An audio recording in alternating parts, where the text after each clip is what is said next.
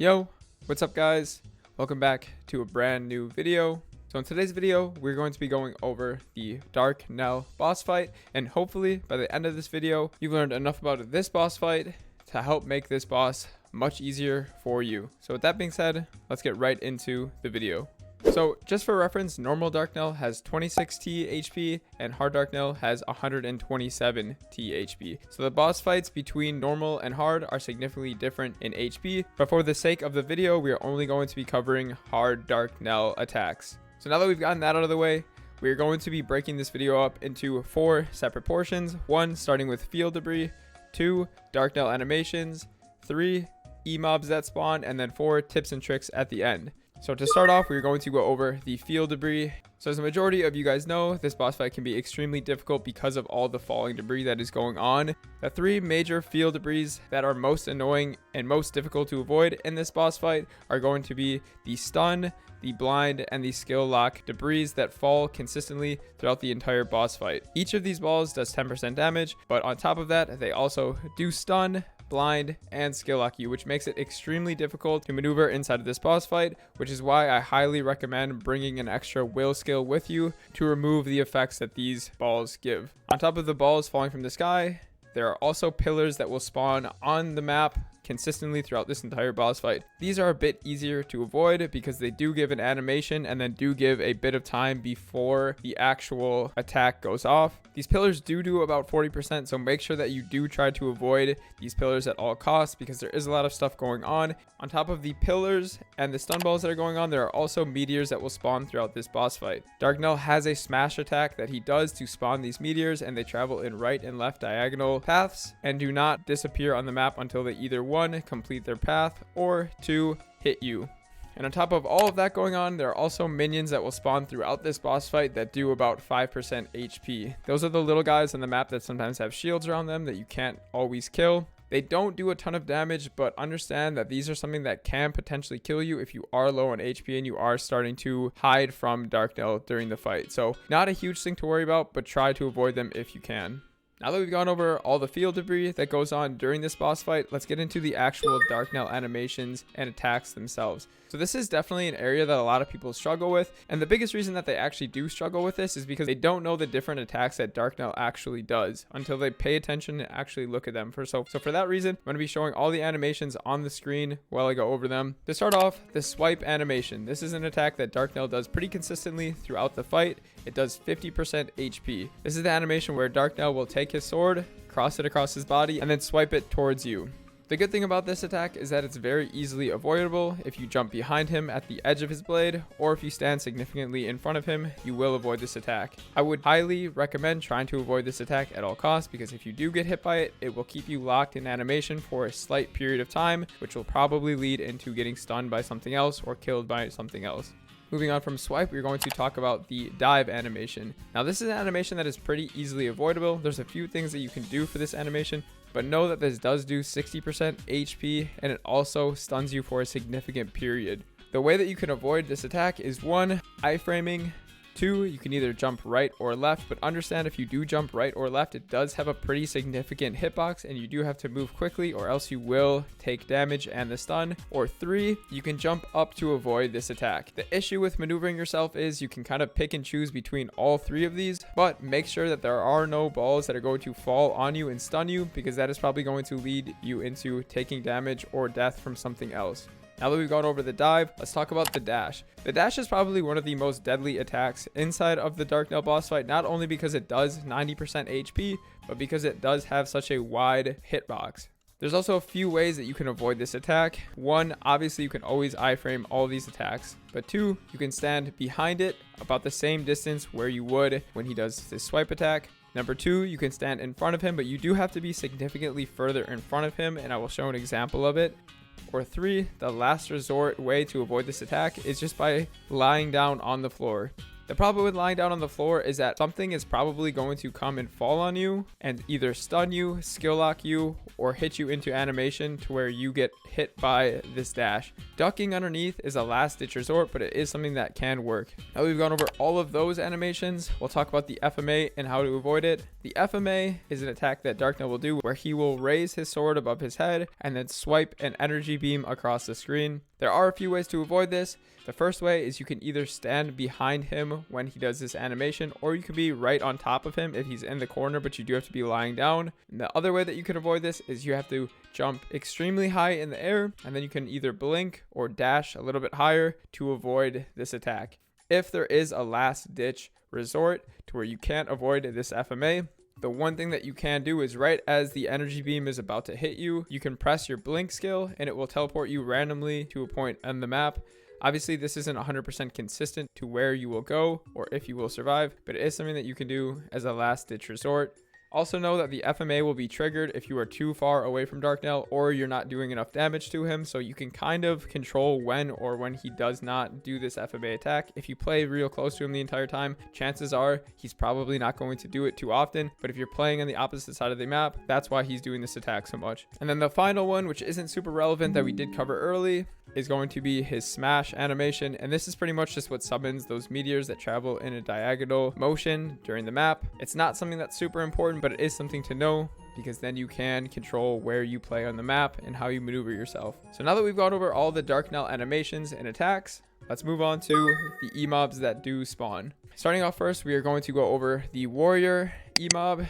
This does 34% HP and it does have a stun lock as well. So this one is one of the more deadly E-bosses that Darknell does spawn just because of the stun aspect. Usually in Darknell, if you do get stunned, you're probably going to die. So make sure you try to avoid this if possible. The chains is going to be when the thief Emob spawns in the air and does his animation, and a cloud is going to spawn, and then about 1 second to 2 seconds afterwards, spikes and chains will come from that cloud. They do have a bit of a lingering hitbox on the right and the left, so make sure that you do stay far away if possible. This attack is very deadly from the Emobs that he does spawn because it does do 60% HP, and 60% HP inside of Darknell when there's everything else going on is a significant amount of HP to take, so really try to avoid this attack if you can. The Mage Ball is also another significant attack that Darknell does spawn throughout the boss fight. This is a magic ball that will travel across the platform inside the Darknell boss fight, and it does 25% HP. Now, the issue with this Mage Ball is that it does continuous ticking HP. So if you just walk with the ball, you will continuously take 25% HP and you will die. So make sure you try to either quickly jump through this, jump over it, dash through it, teleport through it, or as a last ditch resort, you can lie down underneath it and it will not do any damage. Moving on to spikes.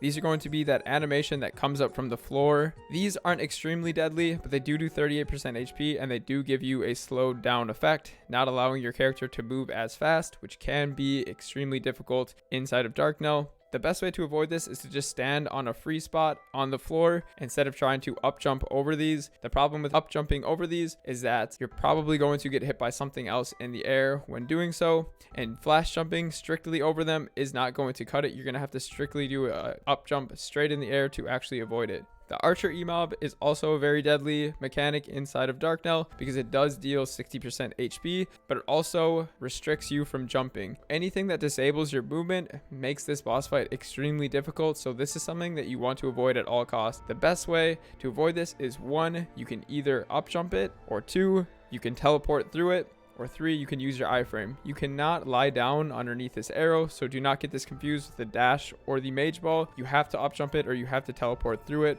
Those are the only 2 ways to avoid this. The Thief Dash Emob is something that isn't super deadly, but it does put you sometimes into positions where you will end up dead. This is the attack where a thief spawns and it uses the dash. It pushes you onto another point of the map, but this also doesn't allow you to do damage. So getting hit by something like this when you're under burst is a significant damage reduction. So make sure you do try to avoid this. This one does have a pretty quick animation, so it is harder to avoid. The best way to avoid this is to either up jump it or get behind it before it spawns.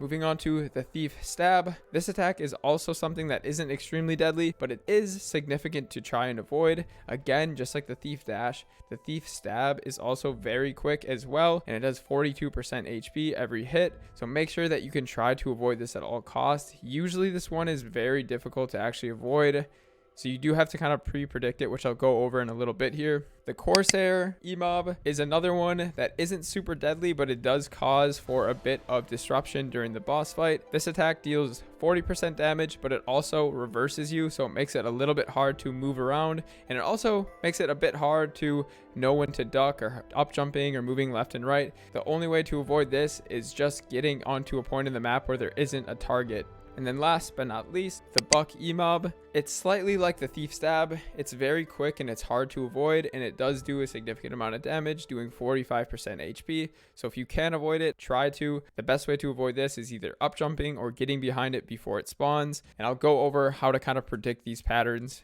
in the next segment. But yeah, guys, that's all for the Emob, Darknell animations, and the field debris. So now let's move on to some tips and tricks that have actually helped me in this boss fight.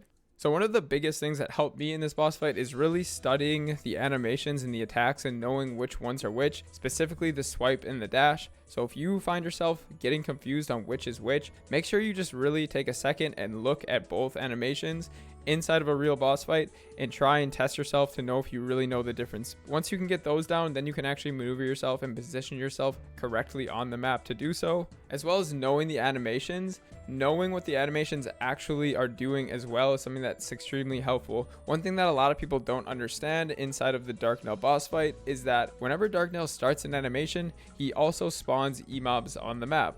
And that's what makes this boss fight extremely hard. Not only do you have to avoid his actual attack, but you have to avoid the Emobs that he spawns. A lot of people think that these Emobs spawn randomly and the way that they're facing is random, but it is actually something that you can predict. Like I said before, you can predict that an Emob is going to spawn every single time he does an animation or every single time he does an attack, but also the way that it's facing. So I'm going to use for an example, if I'm standing left of Darknell and Darknell is facing me facing left as well. He starts his swiping animation. Emobs are going to face the opposite way that he is looking. So if he's facing left attacking, those Emobs are going to face right as they spawn in and then cast their animation. These Emobs will spawn about 1 to 2 seconds after his animation, so you do have a bit of time to position yourself. You can either jump across his body or jump away or jump in the air. They are also going to spawn inside of the last frame of where you were when this animation is started, so make sure you position yourself correctly. A lot of people get confused when thinking about how these Emobs do spawn, and they do think that it's a bit random.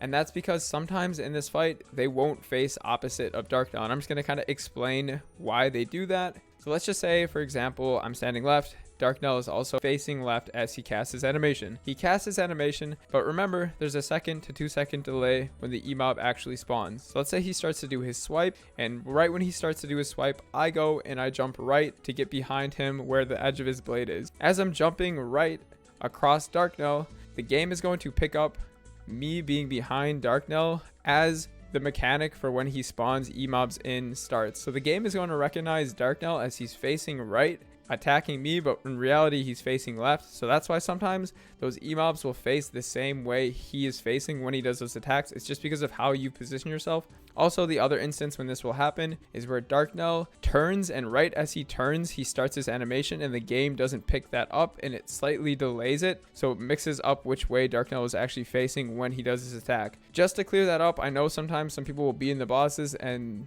they won't spawn always opposite of Darknell, so I just wanted to put that out there and explain the reason why they don't always spawn the opposite way facing Darknell.